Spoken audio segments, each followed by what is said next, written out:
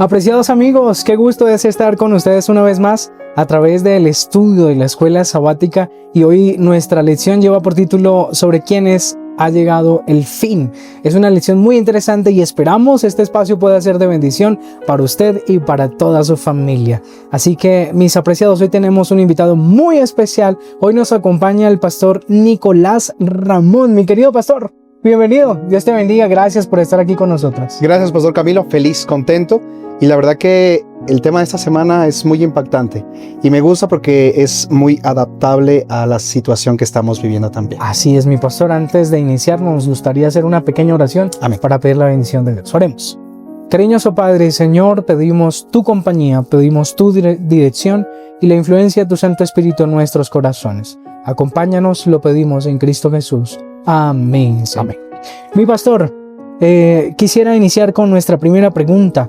Veíamos algunos pasajes muy interesantes y según Apocalipsis capítulo 6 versos 15 al 17, ¿qué entiendes o qué se te viene a la mente cuando escuchas la palabra la ira de Dios? Y en segundo lugar, ¿sobre quiénes caerá esa ira que mencionaba allí el libro de Apocalipsis, pastor?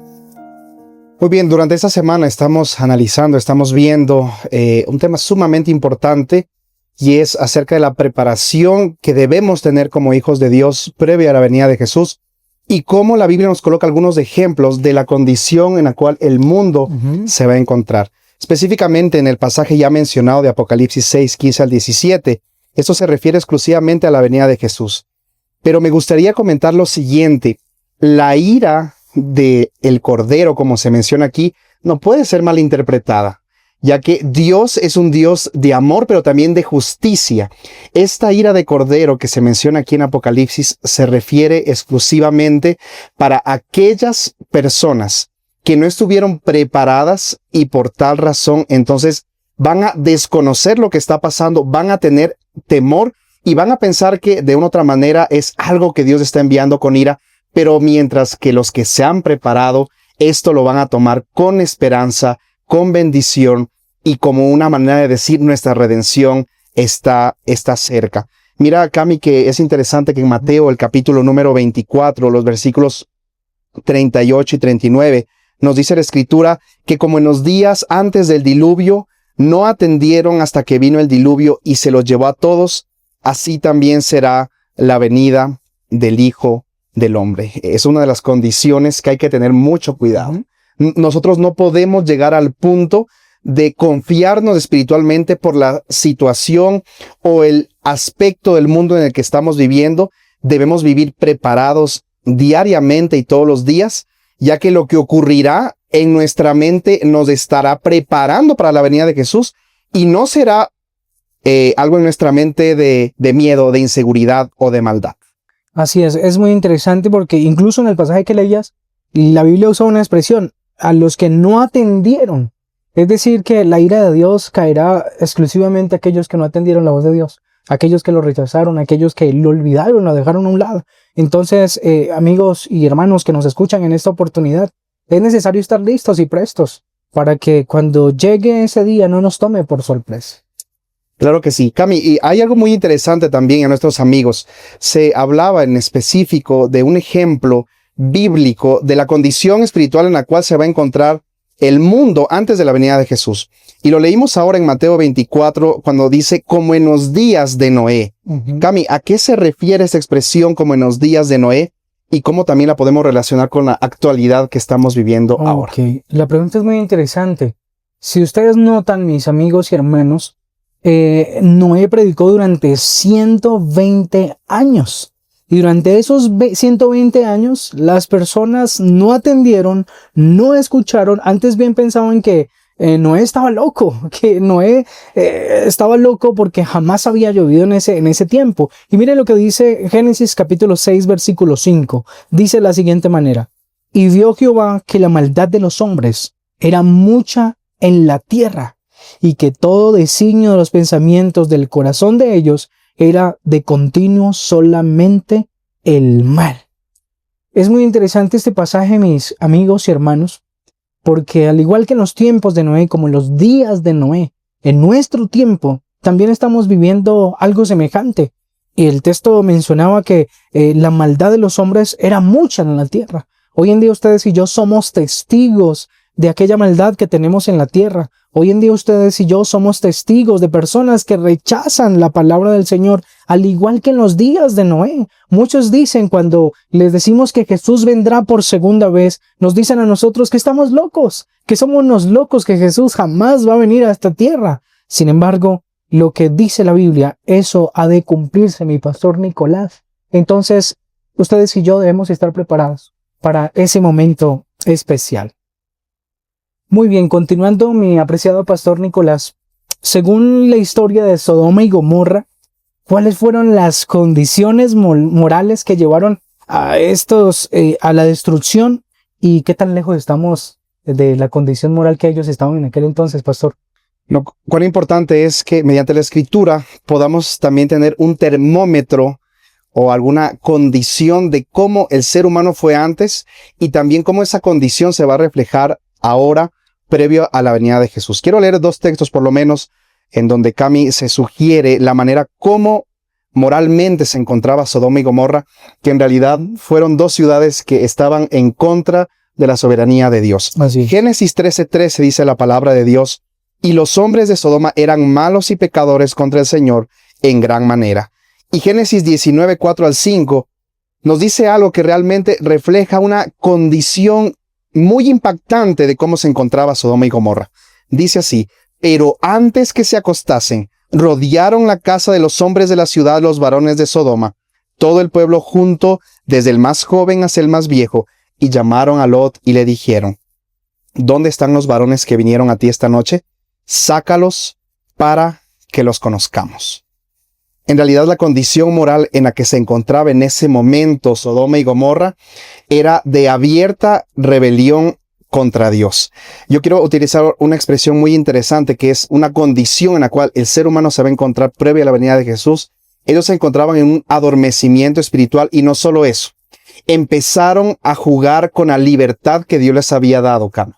Entonces, a lo bueno llamaron malo y a lo malo llamaron bueno. Y creo que eso es una realidad muy latente que vivimos hoy en día. Por eso, querido amigo y hermano que nos estás viendo en esta oportunidad, tenemos que tener cuidado porque Satanás es experto en tergiversar la verdad y en hacernos muchas veces ver las cosas que Dios ha dejado como algo impositivo y negativo para nuestra vida y lo que el mundo nos ofrece como una bendición para él mismo. Y allí en nuestra lección, en uno de los pasajes de Elena G. de White, en el libro La Educación, la página 227, la lección comentaba que Sodoma fue destruida por causa de su idolatría, su lujo, su pecado y su olvido de Dios. El orgullo, la abundancia de pan y la ociosidad eran las características de los habitantes. No dista mucho de lo que ahora vemos en nuestra sociedad. Es por eso que nosotros debemos mantenernos atentos de no estar espiritualmente dormidos y de no jugar con lo que Dios nos ha dejado escrito en su palabra. Sodoma y Gomorra tuvo la oportunidad de arrepentirse y no lo hicieron porque Cami estaban en un adormecimiento espiritual. Por eso es que Dios insta constantemente que la preparación no es algo de futuro, sino es algo de presente. Es decir, hoy me tengo que preparar, hoy me tengo que consagrar a Dios y hoy tengo que entregar mi corazón a Él, porque si no, me voy a adormecer espiritualmente y voy a empezar a tergiversar la ley que Dios me ha dado. Así es, sin duda alguna, como lo mencionabas, hoy es el día. Hoy es el día de prepararnos, hoy es el día de preparar nuestra familia, hoy es el día de preparar nuestra casa, porque la ira de Dios ha de llegar. Y como lo mencionábamos al inicio, la ira de Dios no es algo negativo, pues es negativo para quienes no se alejaron del pecado, pero será positivo para quienes aceptaron a Jesús, se tomaron de su mano, y bueno, será muy positivo porque el dolor, el sufrimiento y el pecado quedará atrás y eso será una bendición para nosotros. Claro que sí. Dentro de esa historia, Cami, apreciados amigos, hay un evento muy importante y es que Abraham intercede por Sodoma y es allí donde se refleja el carácter de Dios. Cami, ¿qué podemos nosotros aprender acerca de esto? Abraham comentó algo muy importante y aquí también podemos entender que Dios, queridos amigos y hermanos, sigue dando oportunidad al ser humano para arrepentirse. Así es, muy interesante. Antes de la destrucción de Sodoma, sucedió algo muy interesante y para mí fue algo muy atrevido. de parte de Abraham, pues llegar a tal confianza con Dios para hacer tal cosa, yo creo que, wow, mis respetos para Abraham. Pero mira lo que él hace. Dice Génesis capítulo 18, versículos 23 al 28, dice lo siguiente. Y se acercó a Abraham y dijo, ¿destruirás también al justo con el impío? Quizá haya 50 justos dentro de la ciudad. ¿Destruirás también y no perdonarás al lugar por amor a los 50 justos que están dentro de él? Lejos de ti hacer tal que hagas morir al justo con el impío, y que sea el justo tratado como el impío. Nunca tal hagas. Y el pasaje sigue diciendo allí bastante cómo Abraham empieza a interceder por los que estaban allí en Sodoma. Y me llama mucho la atención esto, amigo. Y hermanos que nos escuchan en esta oportunidad, miren. Abraham de alguna manera estaba intercediendo no solamente por Lot, quien estaba allí en Sodoma, sino que también estaba intercediendo por aquellas personas que estaban allí. Estaba suplicando al Señor, si por lo menos hay 50, si por lo menos hay 40, hay 10, o si 5 hay allí, por favor, no los destruyas con los impíos. Esto me llama mucho la atención, porque hoy Jesús, al igual que Abraham en ese tiempo, está intercediendo por nosotros en el cielo. Hoy Jesús está intercediendo por nosotros ante el Padre, para que ustedes y yo podamos encontrar salvación en Cristo Jesús. Por eso hace unos instantes decíamos, hoy es el día, hoy es el momento, dirá Jesús. Si no le has entregado tu corazón a Jesús, hoy es el momento, hoy es el día. Hazlo pronto, busca a tu pastor para que puedas entregarle tu vida a Jesús, porque el Señor está a las puertas y hay que aprovechar esa intercesión que hace Jesús por nosotros. Amén, pastor. Maravilloso. Y creo que es una invitación personal y también es una invitación para hoy. Nosotros siempre empezamos en el futuro. Cuando me salga esto, cuando pase esto, cuando sucedan cosas. No, las cosas tienen que suceder hoy y el cambio tiene que ser hoy. Así es. Mi pastor, ya finalizando con esta lección tan interesante, hay una pregunta y quiero hacértela en esta oportunidad. ¿Qué debe suceder antes de la venida de Jesús? ¿Qué cosas tienen que pasar? O por lo menos dame alguna de las que allí nos mostraba la lección. Claro que sí. Por lo menos hay una de las cosas muy interesantes que va a hacer Jesús previo a su venida y que puede generar un cierto temor, pero la Biblia nos deja tranquilidad que eso tiene que suceder para nuestra bendición.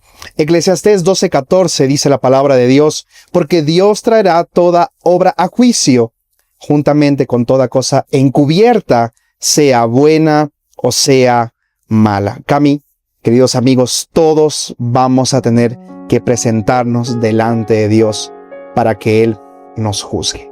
Y ahora viene la gran pregunta. ¿Cómo está nuestra vida en este momento? ¿Cómo está nuestro corazón? ¿Cómo somos en intimidad? Yo digo que muchas veces la sociedad nos muestra una exterioridad que es la que tenemos que primar. Entonces, vístete bien, vete bien, y por dentro entonces descuidamos lo más importante, que es el corazón. Querido amigo, por eso quiero dirigirme a ti, que me estás escuchando en esta oportunidad, que nos estás viendo. ¿Cómo está tu corazón? ¿Cómo está nuestro corazón? ¿Estamos dedicando un espacio y un tiempo a Dios todas las mañanas? ¿Estamos sacando un tiempo especial para estar en comunión con Dios? Todo lo que nosotros hagamos, todo lo que nosotros pensemos y cómo actuamos, se va a llevar a un juicio. Pero eso no debe generar temor siempre y cuando, como lo dijimos al principio, estemos a cuentas con Dios y sepamos que todo lo que va a ocurrir es solo el principio de lo que vendrá al final, que es la venida de nuestro Señor y Salvador. Y nunca lo olvidemos, Pastor Cami, la preparación bíblicamente no es un proceso futuro, es un proceso presente y constante. La preparación es hoy, es mañana y es todos los días. No podemos utilizar palabras futuras como en algún momento me voy a preparar, me estaré preparando para la venida. No, me estoy preparando hoy. Hoy es el día de la salvación y hoy es un buen momento, el momento más oportuno para entregar nuestro corazón a Dios y prepararnos para ese momento especial en su segunda venida. Amén, gloria a Dios por eso. Amigos queridos que nos han escuchado en esta oportunidad, sin duda alguna, no solamente tenemos que prepararnos nosotros, debemos también preparar a nuestros amigos, debemos también preparar a nuestra familia. No sé tú, pastor, pero yo deseo estar con mi familia en el cielo. Amén. Yo deseo estar con mis amigos en el cielo. Por eso ustedes y yo, mis amigos queridos, tenemos una misión muy importante. La misión es poder llevar a nuestros amigos a Cristo Jesús.